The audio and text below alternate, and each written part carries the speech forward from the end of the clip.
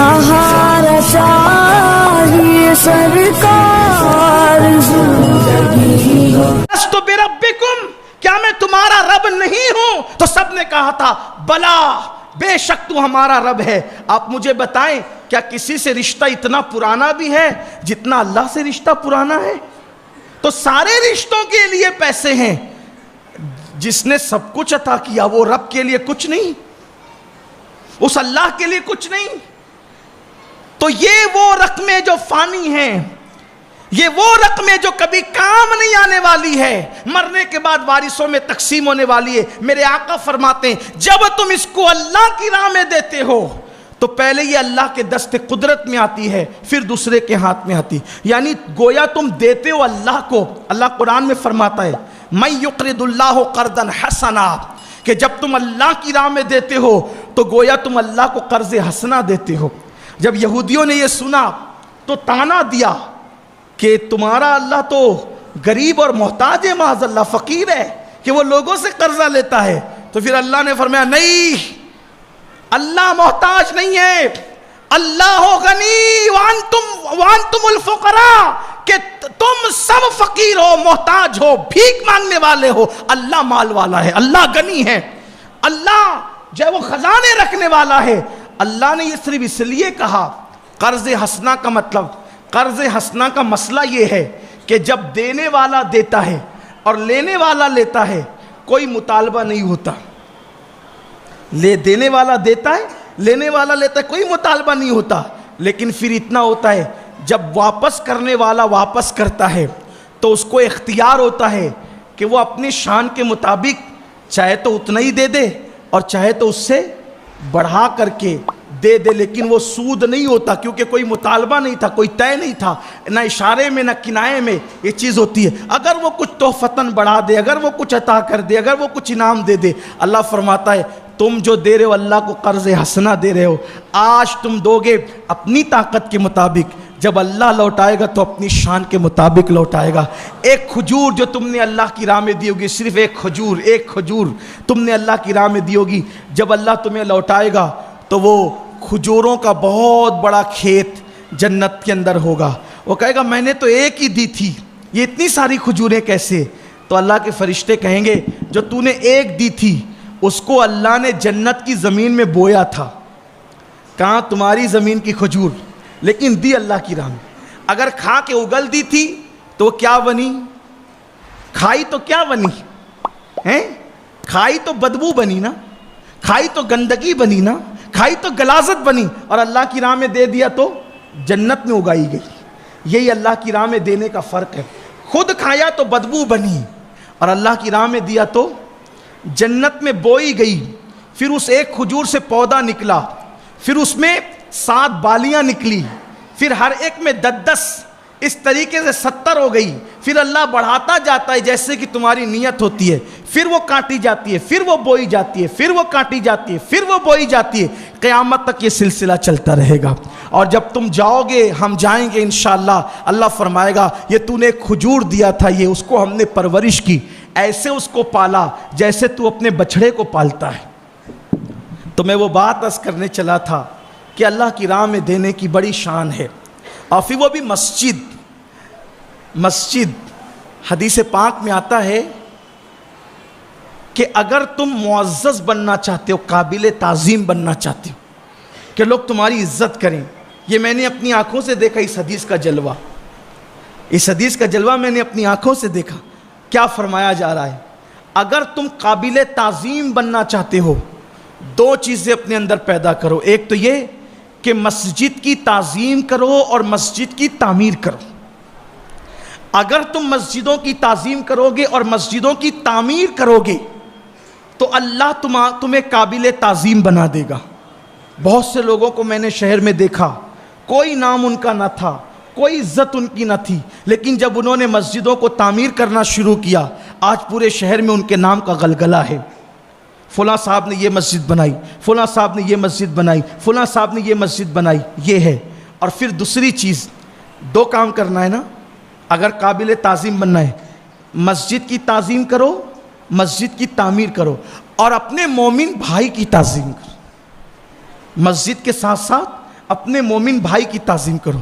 امام حسن مجتبیٰ فرماتے ہیں جو مسجد میں جاتے ہیں جب تک وہ مسجد کے اندر رہتے ہیں وہ اللہ کے مہمان رہتے ہیں اور ان کا شمار اللہ کی زیارت کرنے والوں میں ہوتا ہے. آپ کہتے ہیں نا چلو بھائی فلاں پیر صاحب ہے ان کی زیارت کر لیں, فلاں سید صاحب ہے ان کی زیارت کر لیں, فلاں عالم صاحب ہے ان کی زیارت کر لیں, فلاں بزرگ ہے ان کی زیارت کر لیں. امام حسن فرما رہے ہیں کہ مسجد میں جانے والوں کا شمار اللہ کی زیارت کرنے والوں میں اور مسجد میں بیٹھنے والوں کا شمار اللہ کے مہمانوں میں. اور پھر فرمایا یہی نہیں, اللہ کی زیارت کرنے کا ثواب کس کس کو ملتا ہے. ایک بات اور یاد آئی, مسجد میں آ کر جب تک بیٹھا رہے گا وہ لوٹ نہیں جائے گا, اس کا شمار اللہ کی زیارت کرنے والوں میں ہوگا. اسی طرح کسی مومن بھائی سے ملنے جانے والا جب تک وہ واپس لوٹ کر نہ آئے اس کا شمار اللہ کی زیارت کرنے والوں میں ہوتا ہے. اور حج اور عمرہ کو جانے والا جب تک کہ وہ لوٹ کر نہ آئے اس کا شمار بھی اللہ کی زیارت کرنے والوں میں ہوتا ہے. اس سے پتہ چلا کہ مسجدوں میں بیٹھنا کتنا اہم ہے, اس سے پتہ چلا کہ مسجدوں کی حاضری کتنی اہم ہے. لیکن یہاں ایک دکھ کی بات یہ بھی ہے کہ مسلمان مسجدوں میں جمعہ کے دن تو شوق سے آتے ہیں, اللہ کا شکر ہے آتے رہیں, لیکن پنج وقتہ نہیں آتے, پنج وقتہ نہیں آتے. امام حسن ایک اور بات بیان فرماتے ہیں کہ مسجد بستی میں ہو اور بستی کے لوگ مسجد کو ویران کرے, آباد نہ کرے, تو وہ مسجد اس آبادی میں اجنبی کی طرح ہے. جیسے اجنبی لوگوں کا منہ تکتا رہتا نا ٹکٹکی باندھ کے, ہائے آج میرا کوئی پرسان حال نہیں, ویسے مسجدیں مایوس ہوتی ہیں, مسجدیں غمگین ہوتی ہیں. کس بنیاد پر؟ کہ اس کو آباد نہیں کیا جاتا. کتنا افسوس ہے اس قوم پر جس قوم کے رسول نے فرمایا کہ نماز میری آنکھوں کی ٹھنڈک ہے. آج اس قوم کو تاش کے پتوں کے لیے فرصت ہے, آج اس قوم کو واٹس ایپ پر میسیجز چیک کرنے کے لیے فرصت ہے, آج اس قوم کو فیس بک پر کئی گھنٹے بیٹھنے کے لیے فرصت ہے, آج اس قوم کو فلمیں دیکھنے کے لیے فرصت ہے. اور اگر فرصت نہیں تو اللہ کی عبادت کے لیے نہیں. اگر دیکھ سکتے ہو تو اپنے دائنی طرف دیکھ لو, اس قبرستان کے اندر وہ لوگ بھی سو رہے ہیں جن کے کئی سو لوم چلتے ہیں. اس قبرستان میں وہ بھی سو رہے ہیں جن کی کئی سائزنگیں چلتی ہے. اس قبرستان میں وہ بھی سو رہے ہیں جنہوں نے کئی برس تک کے سیاست کی ہے اسی شہر کے اندر. اس قبرستان میں وہ بھی سو رہے ہیں جو مسجدوں کو آباد نہیں کرتے تھے, ویران کرتے تھے. آباد کرنے والے بھی سو رہے ہیں اور مسجدوں کو برباد کرنے والے اور ویران کرنے والے بھی سو رہے ہیں. اللہ کے فرامین کو سر آنکھوں پہ رکھنے والے بھی سو رہے ہیں اور اللہ کے فرامین کو پیٹھ کے پیچھے ڈالنے والے بھی سو رہے ہیں. دیکھو قبریں سب یکساں لگتی ہے, سناٹا لگتا ہے, سکون لگتا ہے, اوپر سے اطمینان لگتا ہے. لیکن اللہ نے اگر تمہیں آنکھیں دی ہے, عبرت کی آنکھیں, تو اس میں جھانک کے دیکھنا کہ کچھ قبریں ایسی ہوگی جس میں انگارے سلگ رہے ہوں گے, کچھ قبریں ایسی ہوگی جس میں آگ بھر دی گئی ہوگی, کچھ قبریں ایسی ہوگی جس میں وجود سور کی طرح بن گئے ہوں گے, کچھ وجود ایسے ہوں گے جو کتے کی طرح بن گئے ہوں گے, کچھ وجود ایسے ہوں گے جن کے چہرے قبلے کی طرح پھر گئے ہوں گے اور وہ اللہ سے رو رو کر تمنائیں کرتے ہوں گے, مولا صرف ایک مرتبہ 2 منٹ کے لیے دنیا میں جانے دے دے, صرف 2 منٹ کے لیے, تاکہ تیری بارگاہ میں جا کر 4 سجدے کر لوں اور تجھے منا لوں. لیکن قدرت کی طرف سے جواب مل رہا ہوتا ہے, بندے جب میں نے تجھے مہلت دی تھی تو دنیا کے کھیل میں مصروف تھا, تو دنیا کے گورکھ دھندوں میں مصروف تھا, تو دنیا کی محبت میں ڈوبا ہوا تھا. لوگوں عبرت کی نگاہ سے اس شہر خاموشہ کو دیکھو, بار بار آتے ہو, روز آتے ہو, ہر بار آتے ہو, کیا سیکھ کر جاتے ہو؟ کسی مقرر کی تقریر تمہیں اتنی عبرت نہیں دلا سکتی جو ایک قبر کی آواز تمہیں عبرت دلا سکتی ہے. آؤ نا, زندگیوں کو برباد نہ کرو, زندگیوں کو ویران نہ کرو. کیا جاتا ہے 10 منٹ مسجد میں آنے میں, کیا جاتا ہے 4 رکعت پڑھ لینے میں, کیا جاتا ہے تھوڑا سا وقت اللہ کے لیے نکال لینے میں, میں جس اللہ نے پوری زندگی ہمیں سونپی ہے، پوری زندگی عطا کی ہے، اس اللہ کے لیے نماز پڑھنے کا وقت نہیں۔ سن لو، نماز کو چھوڑ کر قیامت میں ادھر ادھر پھرتے رہو گے، کوئی پرسان حال نہیں ہوگا، کیونکہ قیامت میں ایک ہی در ہے، ایک در، وہ ہے در مصطفیٰ۔ بس ایک ہی چوکھٹ ہے۔ چوکھٹ سے مراد یہ بنی ہوئی چوکھٹ نہیں، یعنی ان کا آسرا ہے، ان کا دربار ہے۔ قیامت میں صرف ایک ذات ہے، وہاں سن لی گئی آپ کا بیڑا پار، اور اگر وہاں نہیں سنی گئی اللہ بھی امان نہیں دے گا۔